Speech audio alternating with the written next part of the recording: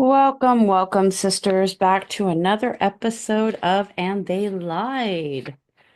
My journey to becoming a high priestess and surviving and embodying the strength that I had endured, and shall we say, being a real hardcore biker's daughter.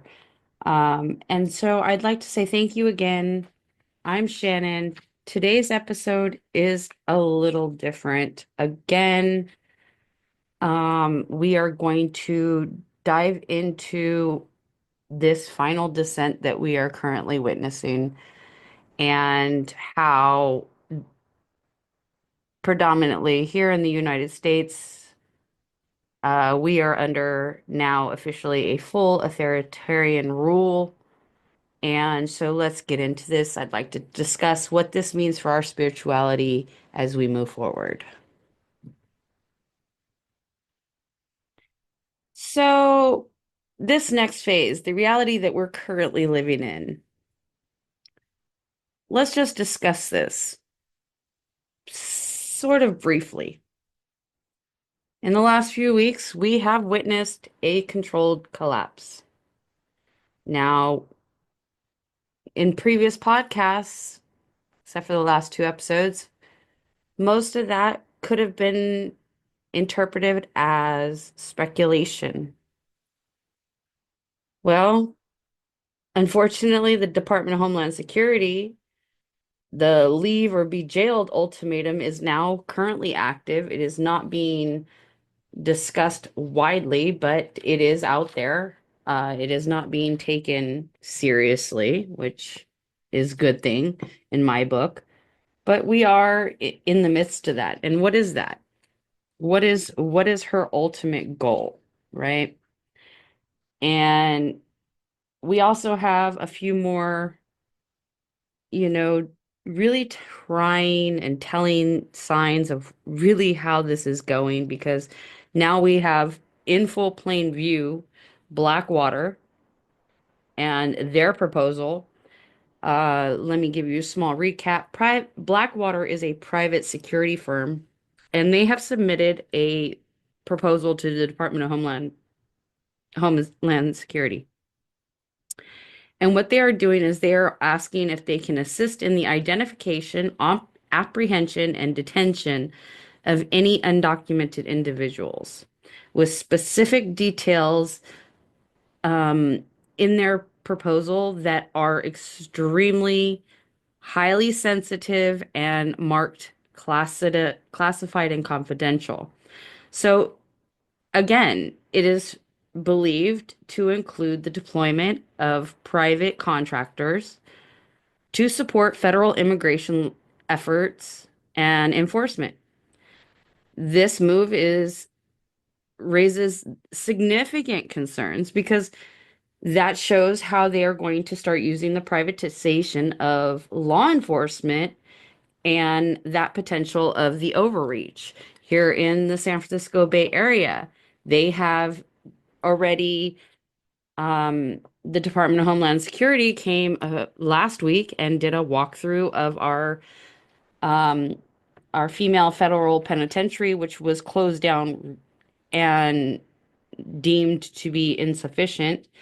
Um, they did a whole walkthrough of the facility, trying to decipher if it would be a good place to put the Bay Area immigrant population that they feel that they need to round up.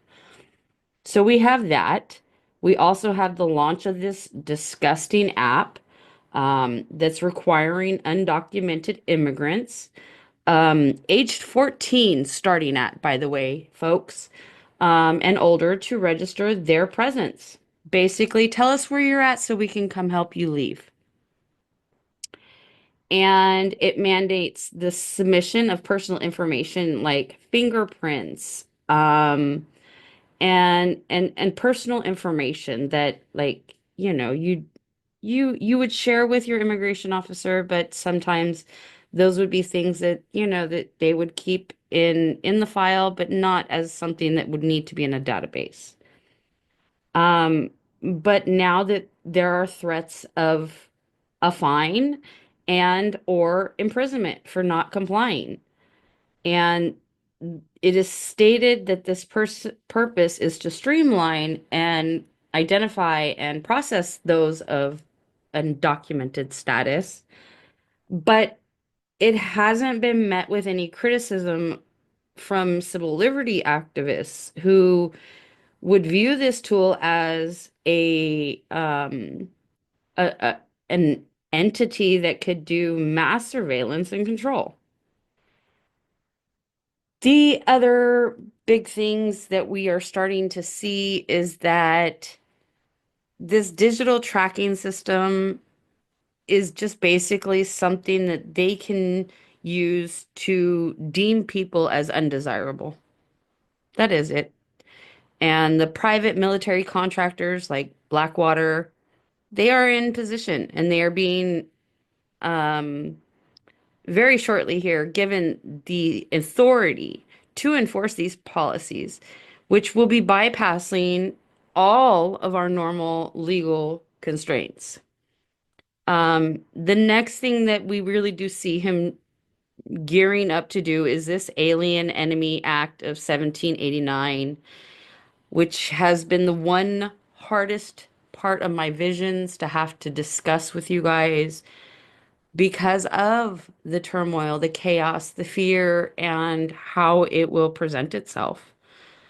These will be done in mass arrests. Will be done specifically in the intent to deport people that they don't feel are aligning themselves with the new administration. And basically with those, it comes along a undefined, definite detention, which are no longer really theoretical at this point because they have already, like I said, done these walkthroughs at these privatized prisons, and we have Blackwater asking openly to be able to start building these type of facilities. So the authoritarian playbook right now isn't just being like read or the Project 2025 being like looked over. It is now being used and it is being a tool to become something of serious weaponization. The executive orders that he is signing bypass all of our normal laws. He doesn't care. Trump, when he signs an executive order, he gives himself the power to override Congress and decide how laws are going to be enforced. And make no mistake, there is no more separation of power, folks. They have done away with that. The purging of all the federal agencies, that is beginning to be accelerated. We saw it again over this weekend.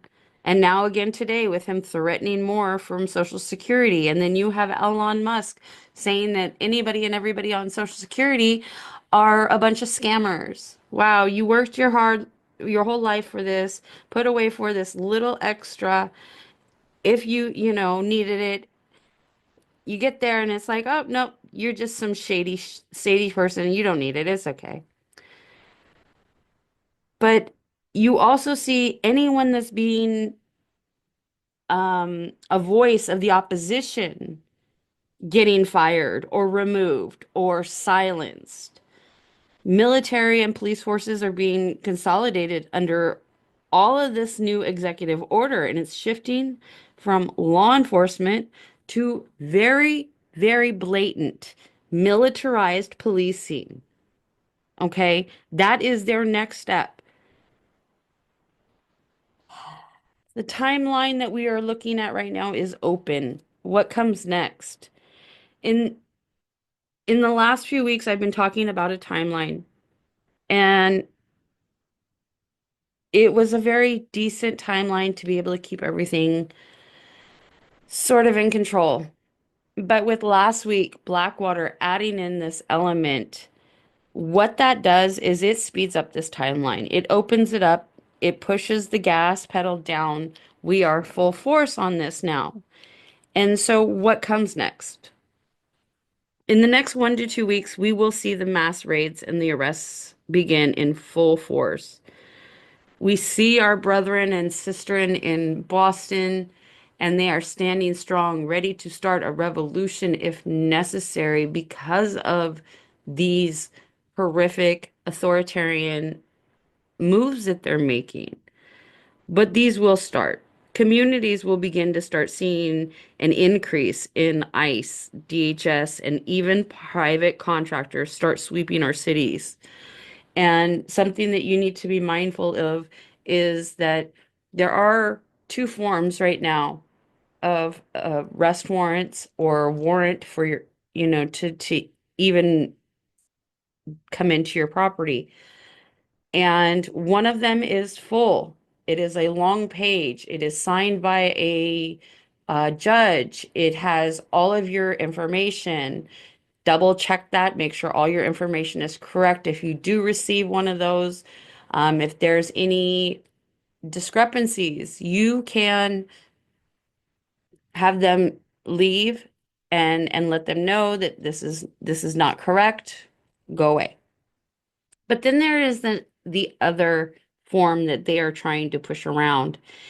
And ladies and gentlemen, this form is only about, I would say, maybe 5 or 6 sentences long.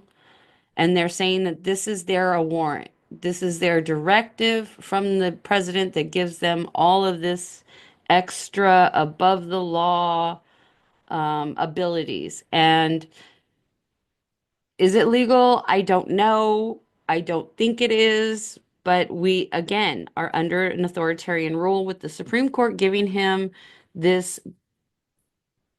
unequivocal do what you have to do if as long as it's under the presidency mandate and freedom. We really don't know what to expect. So just be very mindful.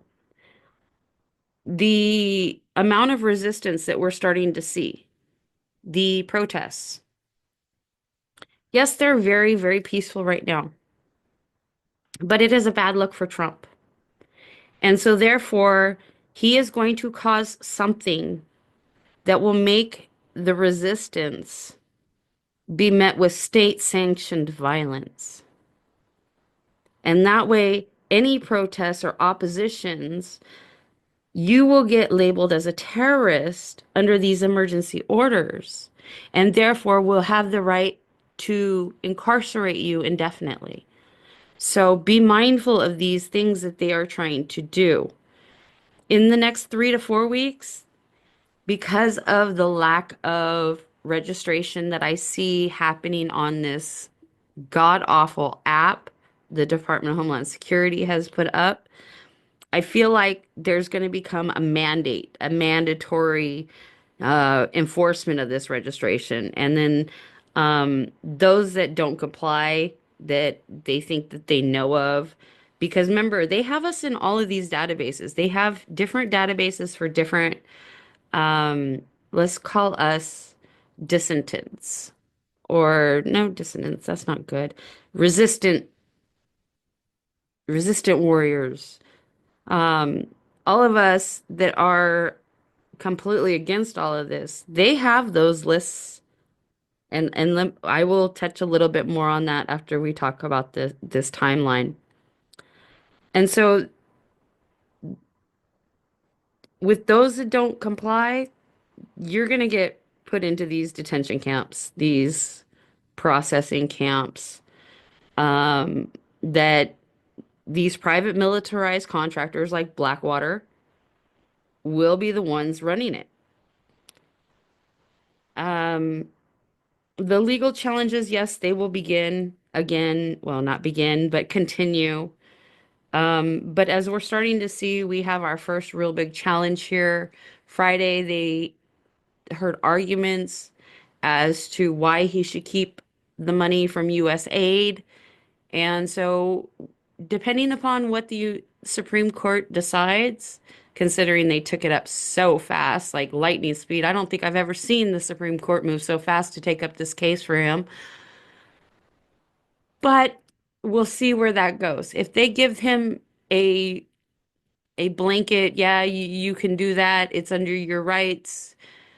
You can expect that every legal challenge that we take forward will be ignored or will be um, sh- kicked out because he has the ability, he has the authority. So the courts are, currently right now, as it is, he's ignoring them. Any and all of these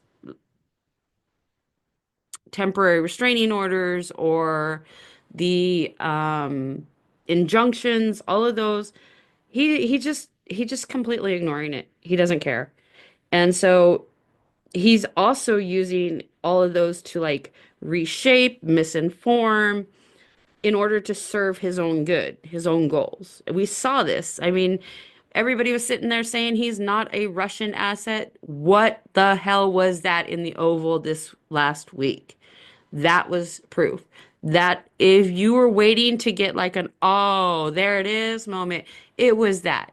When you literally berate a man who is defending his country from invasion and you belittle him as if you are some god king, and then your little puppet king comes in. Why didn't you say thank you? Have you ever said thank you? This is disgusting. It shows his alignment with Russia, period. In the next 1 to 2 months, the expansion of these detention centers and the potential for the offshore facilities getting larger. We already know that Gitmo has been being used and is currently holding in excess of over 100 immigrants currently on the island right now.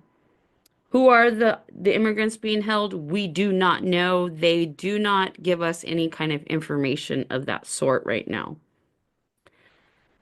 Um, and then you also see that they're taking full control. I mean, this one is already happening. You're already seeing media and the internet and television and all of that. They are purging and starting to become, you know, look at MSNBC. We only want white newscasters. We only want the white people that are, so they can keep attracting that or, excuse me, stay off his radar. The social media purges are going to accelerate, and alternative media will begin to be targeted. And we saw that this weekend when we found out that Joe Rogan, he has started a Blue Sky account. They start these accounts so that they can see what we are doing, what we are saying, because they're not getting that pushback from us like we would normally do when they are on our platforms. So, and the surveillance is being ramped up. Let me go ahead and talk about this now. This is major breaking news, and major breaking news. There we go. Major breaking news.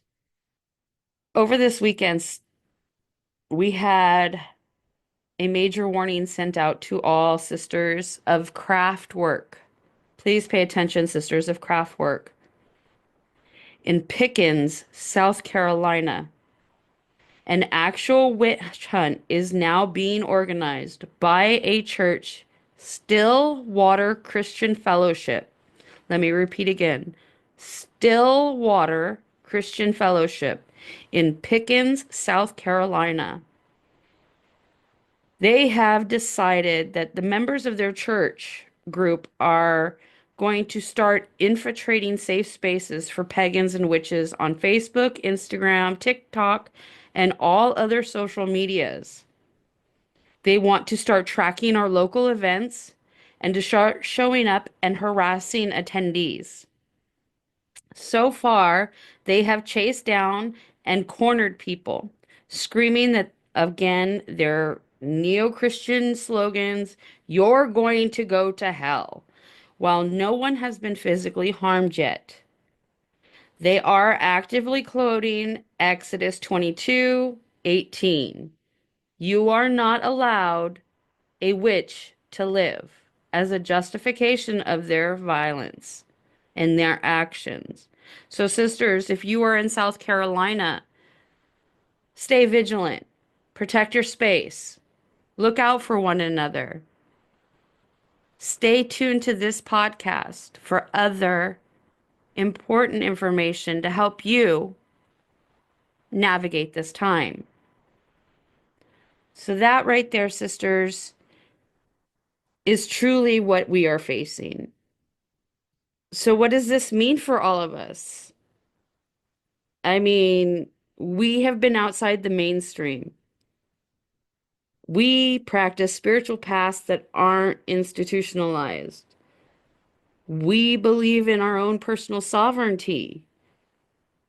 And because of this, at this very moment, we are at the most in danger. Practices that don't align with these new state moral vision, we are going to be targeted. And historically, authoritarian regimes have always cracked down on spiritual and mystical traditions outside their control. If it ain't what they believe, off with their head. Witchcraft, paganism, alternative healings, and any indigenous practices will become labeled as subversive. It is really important now more than ever, excuse me, to build an underground network like mine.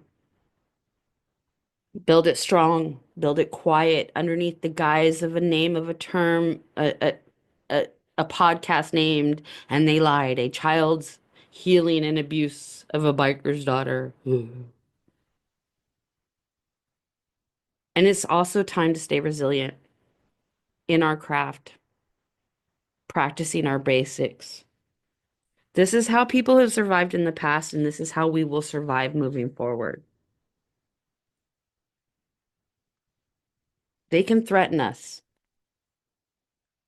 They can call us a threat, but we are healers. They will say we are dangerous, but we are the real protectors. Sisters, we must stay grounded, we must stay connected, and we must stay awake. It is not a time to let your guard down. It is not a time to play on social medias.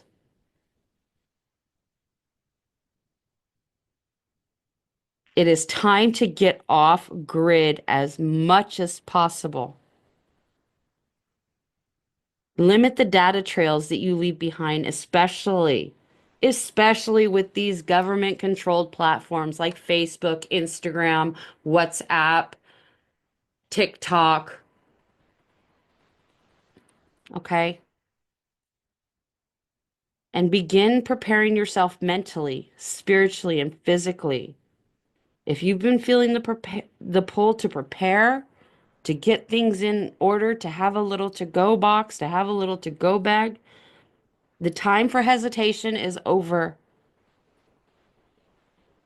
We live in a country that is aligning itself with communist values right under our nose.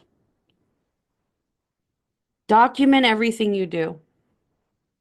Keep records of what's happening. Truth, sisters. Don't sugarcoat the truth that's going on. Because truth is trying to be rewritten right now behind closed doors in real time, and we cannot allow it. Again, find your people in the underground. In every authoritarian regime, the survivors are those who had strong and trusted networks like mine. Sisters, I tell you today, we are stepping into a time that will test everything we know, everything we believe, and everything we've built. But we are not powerless, and we are not alone. We are not going to go and disappear quietly into the night. Sisters, I want you to understand that this episode was not about fear. It was about clarity. We have spent so much time being gaslit into believing, oh, you're overreacting. Oh, you need to have a bit of faith. When in reality, we have been here this whole time watching it, living it, seeing it happen in real time, the entire time. Let us not forsake our values, as we know today, authoritarian rule is here in America. The fight is not about preventing it anymore. It is now about surviving it. The history books will show that every time those who tried to not remember, those who hesitated, those who waited for things to get worse before acting, they were the ones that were the complicit ones. They will remember those who saw the truth and who stood up and made it through as the real warriors, not wavering and not allowing them to take our sovereignty. So, sisters, again, I just want to reiterate we are in the process of four major things happening that have shifted our country, and now we have to shift ourselves.